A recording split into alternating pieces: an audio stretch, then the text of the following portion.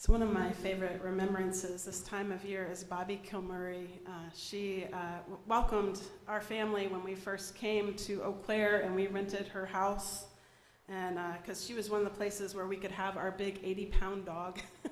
And I was ignorant of planting and gardens in this zone, and the first spring after my first winter of 22 inches or 24 inches when we didn't cancel like every other church. Spring came, and Bobby said, the bulbs remind me of resurrection. And so each year, the promise of resurrection, she said, I plant bulbs because I know they will rise again. And her garden would pop, pop, pop, pop, pop all year long.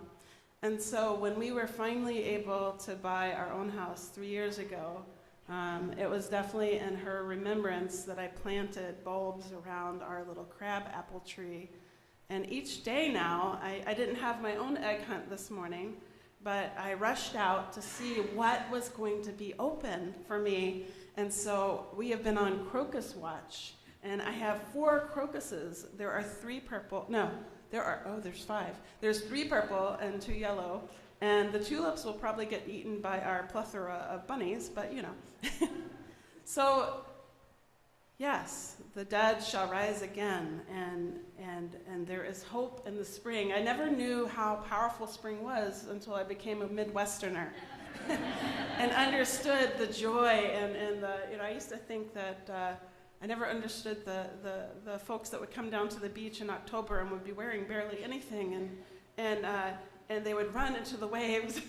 And here, the first sign of sun, I'm wearing no socks, and it's 46 degrees, and I would have frozen a couple of years ago in the South, so yay. UU minister Reverend Daniel Budd wrote, we received an invitation from the neighborhood newspaper to place an ad for Easter. Someone suggested to me that we should advertise. It should say something like, join us. We're not sure what happened. We're not sure what happened, but we know what it's like when someone appears whose message we feel offers hope, who inspires us of new ways of living, which touch our hearts and lift our spirits in anticipation. We know what it's like when they fall short of our expectations, or worse, are cut down by forces of hate and bigotry. The story starts a little bit like this. Jesus was entering the city of Jerusalem, being welcomed by people carrying flowers and waving palm fronds. On that first day in Jerusalem, Jesus did little more than look around in the great temple of Jerusalem. The temple was the holiest place for Jesus and all the other Jews. He noticed that there were a number of people selling things in the temple. For example, there were people selling pigeons. And besides that, there were all these comings and goings in the temple, people carrying all sorts of gear, taking shortcuts through the temple. The next day, he returned to the temple. He walked in and chased out all the people selling things. He upset the tables of the money changers, and needless to say, he created quite a commotion. And I imagine that the crowd gathering around to see what this stranger, this traveling rabbi, was up to. Once the dust settled, Jesus turned to the gathered crowd, and he quoted from the Hebrew Scriptures, the book of Isaiah, where God says, my temple shall be known as a place of prayer for all nations. He said it was time for the temple to get back to being a place of prayer. How would you pray when there are people buying and selling things next to you or pigeons cooing? I don't know about you, but I think he did the right thing about chasing all these folks out. But the way he managed to annoy the powerful people who ran the temple, it made them look bad. They did not like that. And then the next few days, Jesus taught and preached all through Jerusalem. We know he quoted the book of Leviticus, where it says, you are to love your neighbor as yourself. He encouraged people to be genuinely religious, to help the weak and the poor, and he also got into fairly heated discussions with some of Jerusalem's religious leaders. He was making good trouble, as they say. And he was so good at arguing that once again, he made some powerful people look bad. And once again, they didn't like that. Meanwhile, other things were brewing in Jerusalem. The Romans governed Jerusalem at the time, and they were concerned about this Jesus guy. When Jesus rode into the city, he was welcomed by a crowd of people who treated him as if he were one of the long-lost kings. And that made the Romans worry. Was Jesus planning some sort of secret religious rebellion? How many followers did he have? What was he really up to anyway? We really shouldn't give him a microphone. In fact, we should disbar him from our assembly and not let the people hear his voice at all. Jesus continued teaching and preaching from Sunday until Thursday evening when Passover began. And since Jesus and his disciples were good, observant Jews, after the sundown on Thursday, they celebrated the Passover Seder together. They had the wine, the matzah, the bitter herbs, and standard things you have at a Seder. By the way, if you've ever heard of Maundy Thursday, which is always the Thursday before Easter, that's the commemoration of the last meal. And while not all Bible scholars agree that the last meal was in fact a Seder, many scholars think that it was. After the Seder, Jesus was restless and depressed. He had a strong sense that the Romans, or the powerful leaders, were going to arrest him for stirring up good trouble, for agitating the people of Jerusalem. He didn't know how or when it would happen, but he was sure he would be arrested sometime. And as it happened, Jesus was arrested just a few hours after the Seder. He was given a trial the same night he was arrested, and he was executed the next day. The Romans put him to death using a common but very unpleasant type of execution known as crucifixion. And on the day of Jesus' execution, the Friday before Easter, it's called Good Friday, a day when many Christians commemorate Jesus' death. And because the Jewish Sabbath started right at sundown, and the Jewish law at the time did not allow you to bury anyone on the Sabbath day, Jesus' friends could not bury him right away. There was no funeral back in those days, so Jesus' friends put his body in a tomb, which is a sort of cave on the side of a hill. There the body could be safe until they could bury it after the Sabbath was over. First thing Sunday morning, some of Jesus' friends went to the tomb to get the body ready for burial. But to their great surprise, the body was gone, and there was a man in white robes who talked to them about Jesus. This is a story of mystery, a story of life after death. And I know many of us can relate to the fact that hope does not die. Hope rises again, as we discussed in the bulbs, as we discussed in so many ways when we have known despair. New life is a new theme, or is a universal theme in 21st century Unitarian Universalism. And we often read the Bible critically, understanding the historicity and complexity of the document. When Jesus was asked what was essential in religion, he replied, "2 commandments I give unto you, love God and love your neighbor as yourself."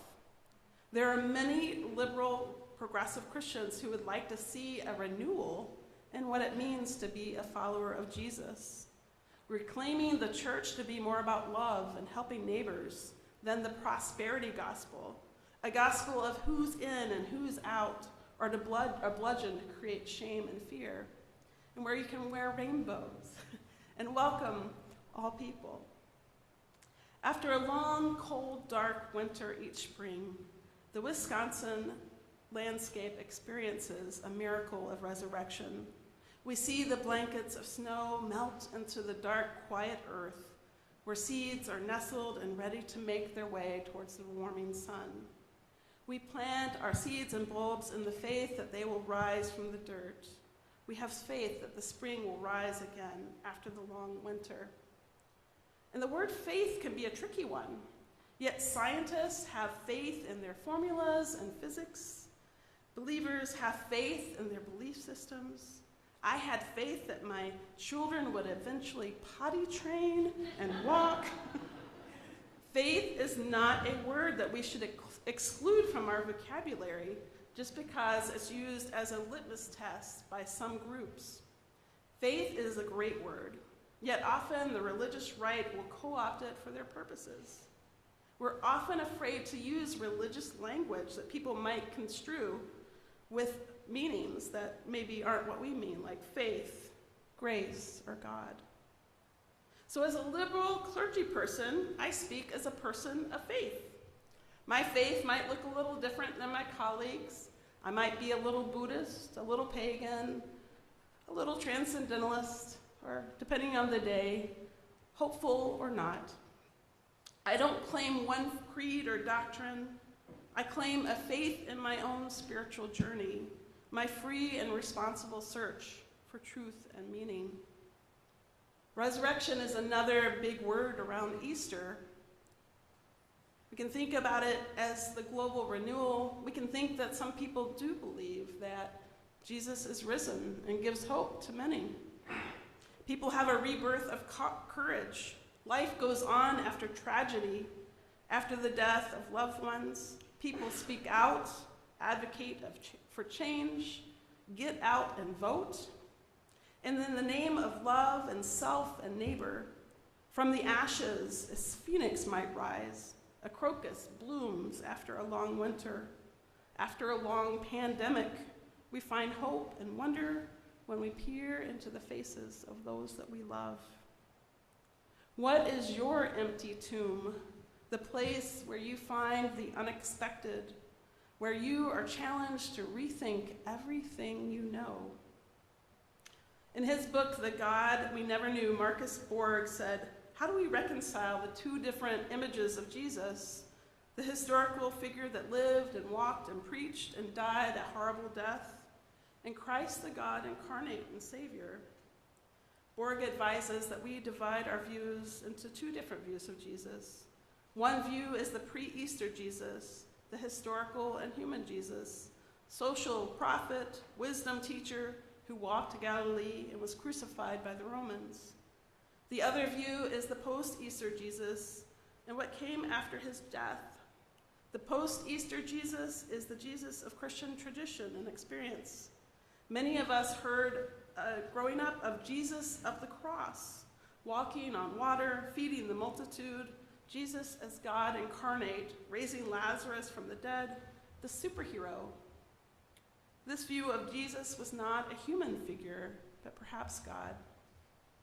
The Unitarian tradition tends to concentrate on the pre-Easter Jesus, focusing on the moral teachings and actions of Jesus that helped others. Thomas Jefferson literally cut out the miracles from the Bible and focused on the actions and teachings of Jesus and called himself a Unitarian sometimes. I know I love the radical troublemaker who hangs out with the wrong people and speaks truth to power, talks to women and prostitutes. This is the social justice Jesus that reminds me to pursue justice, love my neighbor, and find hope and resurrection when we care for one another and all that is sacred, and that we are a part of that. And if we are all children of God, then we should treat each other that way. And if this earth is created or came from the Big Bang, I believe it's sacred, and we should take care of it, and we should take care of one another. Applying the teachings of Jesus to the 21st century would probably not look favorably upon lands of so much wealth where many go hungry and suffer in poverty, where people do not have warm clothes to wear in the winter. How can we honor and love the sacred all around us, loving our neighbor and making good trouble? How shall we rise? How shall we resurrect this community into being a place of love and togetherness? Martin Luther King Jr. said, we are all called to play the Good Samaritan on life's roadside, but that will be only our initial act. One day the whole Jericho road must be transformed so that men and women, and I will add all people, will not be robbed as they make their journey through life. True compassion is more than flinging a coin to a beggar. It understands that an edifice that produces beggars needs restructuring. So let us resurrect that. Let's resurrect the hope that we can make a change, not only in people's lives in the immediate, but that we can go downstream and change structures, change the way we do our governing, the way wealth is distributed, and think about loving our neighbor as ourselves. Amen.